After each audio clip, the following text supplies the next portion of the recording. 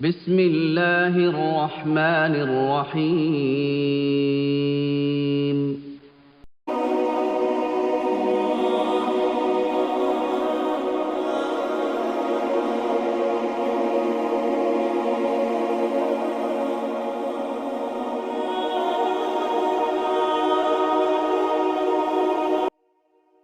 انسانی نفس تکلیف سے بہت خائف ہے، کبھی تکلیف کو پسند نہیں کرتا، اس سے بھاگتا ہے۔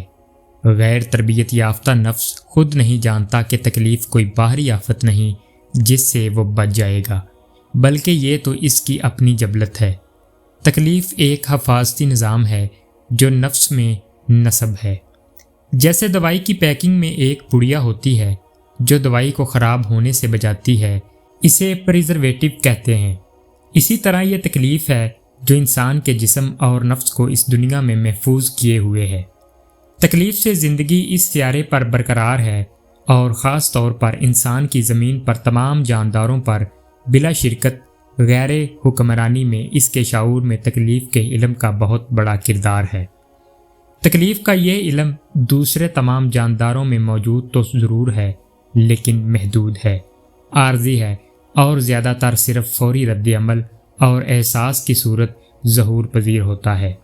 اگر تکلیف کا وجود جانداروں میں نہ رکھا جاتا تو کوئی زیروح اس سیارے پر جینے کے فن سے آشنا ہو پاتا۔ دوسرے جانداروں کی قسمت کی ستم ظریفی کہہ لیجیے کہ ان کی یادداشت شارٹ ٹرم ہے، وہ تکلیف سے ملنے والا بیشتر ڈیٹا زیادہ دیر تک محفوظ رکھنے کے قابل نہیں ہے، ورنہ دنیا پر حکومت کرنا تو دور کی بات، گدھے پر سوار ہو جانا ہی بہت بڑی کرامت کہلاتی۔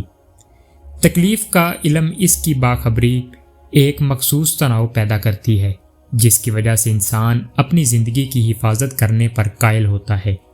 تکلیف کا کل علم اس کے احساس کا گہرا شعور ہے۔ بازار میں کسی رش والی سڑک پر چلتے ہوئے لوگوں کا مشاہدہ کریں تو بھید کھلتا ہے کہ ہر آدمی سڑک پر کس قدر تناؤ میں چلتا ہے۔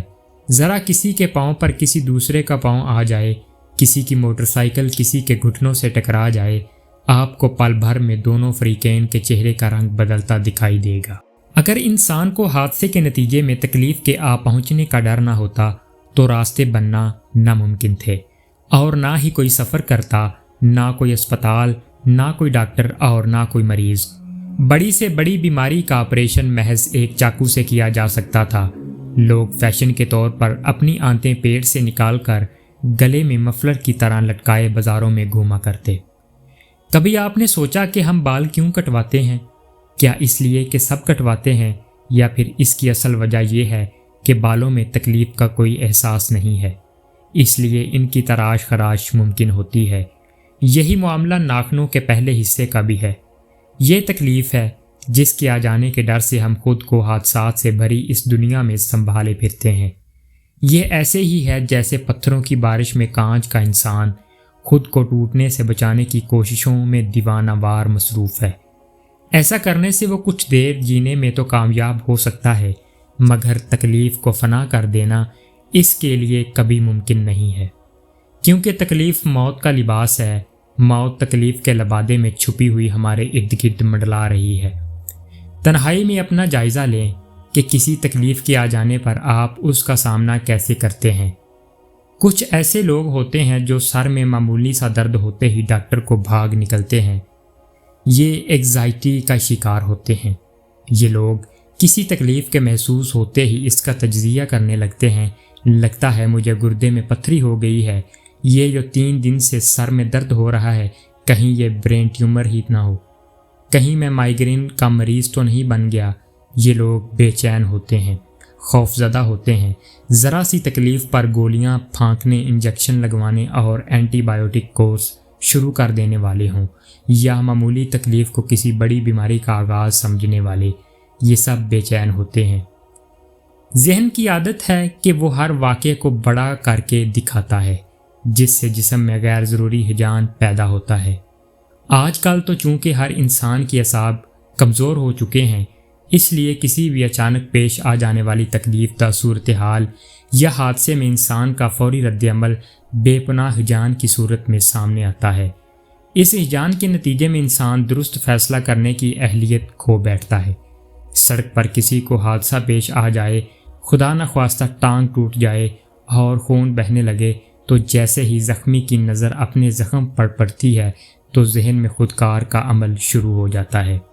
ہائے میری ٹانگ ٹوٹ گئی، میرا خون اتنا زیادہ بہہ رہا ہے، مجھے لگتا ہے میں مر جاؤں گا، بچ گیا تو کئی مہینے کام پر نہ جا سکوں گا، میرے مالی حالات خراب ہو جائیں گے، میری زندگی تباہ ہو جائے گی، میرے بیوی بچوں کا کیا بنے گا، ہائے میں برباد ہو گیا۔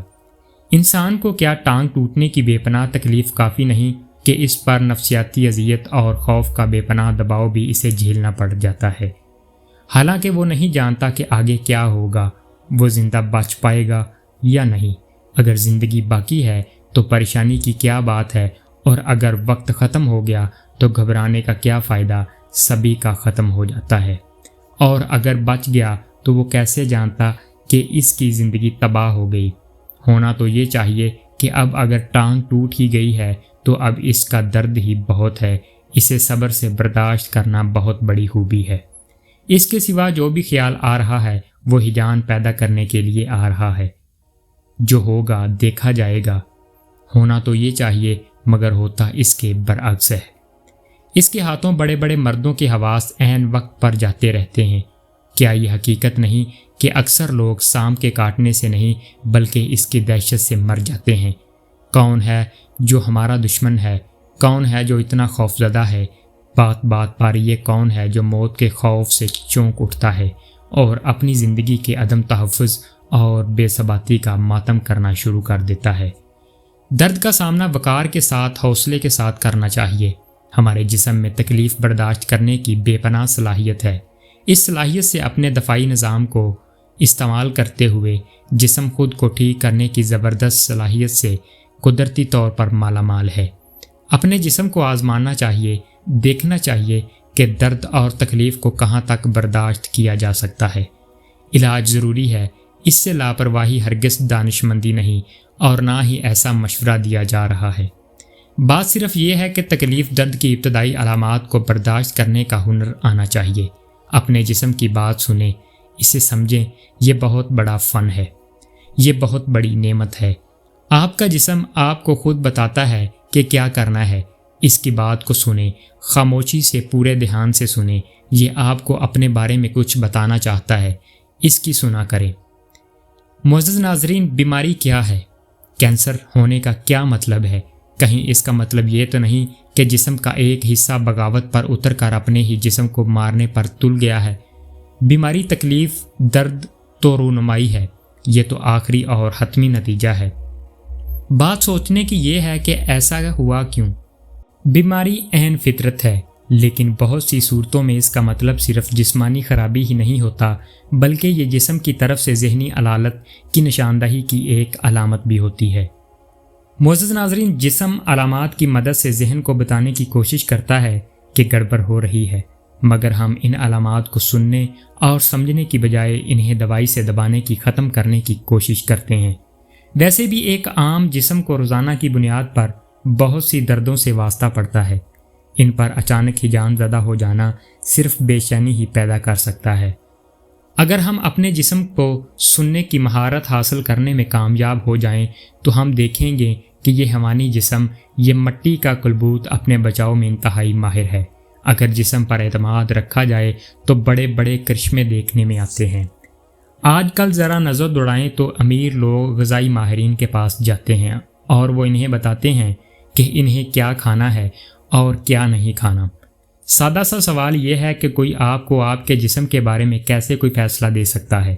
بہترین صفائی کے بعد نپی تلی متوازن ڈائٹ کا پلان آپ کے جسم کو کیسے بچا سکتا ہے؟ یہ کوئی بری بات نہیں۔ ضرورت پڑنے پر کسی صورتحال میں متعلقہ ماہرین کے مشورے پر عمل کرنا دانشمندی کی علامت ہے، لیکن کیا یہ بھی ایک حقیقت نہیں کہ کسی دور ابتدا مقام پر کسی جنگل بیابان میں کھو جانے پر یہی جسم پتے گھاس کھا کر اور جوڑ کا پانی پی کر سروائیو کر جاتا ہے؟ بات صرف صورتحال کی ہوتی ہے۔ جب کوئی صورتحال پیش آ جائے تو جسم ہر حالت میں اپنے بچاؤ کا راہ نکالتا ہے۔ کسی تکلیف یا درد کے موقع پر اپنے جسم کو کچھ دیر کے لیے اس سے نمٹنے کا موقع دیں، پورا اعتماد رکھیں، پھر دیکھیں کیا ہوتا ہے۔ تکلیف کا اور انسان کا ایک اور بھی رشتہ ہے۔ تکلیف کے بغیر کوئی انسان کچھ بھی نہیں سیکھ سکتا۔ اللہ انسان کو جو بھی دیتا ہے اسے حاصل کرنے کے لیے انسان کو تکلیف سے، دباؤ سے گزرنا پڑتا ہے۔ بچے کی پیدائش ایک دن میں ناممکن ہے۔ بطن مادر میں اتنی گنجائش نہیں، اس لیے اس ناممکن کو ممکن بنانے کے لیے ماں کو تکلیف سے گزارا جاتا ہے۔ یوں آہستہ آہستہ اس کے جسم اور نفس میں آنے والے بچے کے لیے وسعت پیدا ہونے لگتی ہے، یہاں تک کہ ماں انتہائی تکلیف کے باوجود اپنے بچے کو جنم دینے کو تیار ہو جاتی ہے۔ یہی وجہ ہے کہ جو محبت اپنے بچے سے ہوتی ہے وہ دوسرے کے بچے کے لیے پیدا کرنا ممکن نہیں، اور اس محبت اور ممتا کے پس پردہ شدید تکلیف اور دباؤ ہے۔ اللہ جب بھی کسی بھی انسان کو کچھ دینے کا ارادہ کر لیتا ہے تو پہلے اس کے نفس میں گنجائش پیدا کرتا ہے۔ نفس کیونکہ بخل اور تنگی میں مبتلا ہوتا ہے، اس لیے اس پر دباؤ ڈالا جاتا ہے تاکہ اس میں وسعت اور کشائش پیدا ہو سکے۔ آپ اپنی زندگی کا مشاہدہ کریں تو آپ کو اپنی کامیابیوں کے پیچھے طویل ناکامیاں، ریاضت، تکلیف اور بے پناہ دباؤ نظر آئے گا۔ یہ قدرت کا اصول ہے، جتنا بھی ہم پر دباؤ پڑتا ہے اس کا صاف مطلب یہی ہوتا ہے کہ کوئی نئی عطا ظہور پذیر ہونے والی ہے۔ یہ بھی تکلیف کا ایک چہرہ ہے۔ ہر تکلیف کے پس پردہ رب کائنات کی رحمت چھپی ہے۔ تکلیف اللہ کی بندے سے محبت کی نشانی ہے۔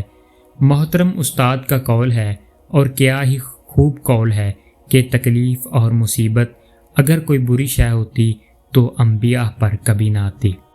قرآن پاک کی ایک آیت جس کا ترجمہ یوں ہے، بے شک ہر مشکل کے ساتھ آسانی ہے، وما علینا الا البلاغ المبین۔ شکریہ۔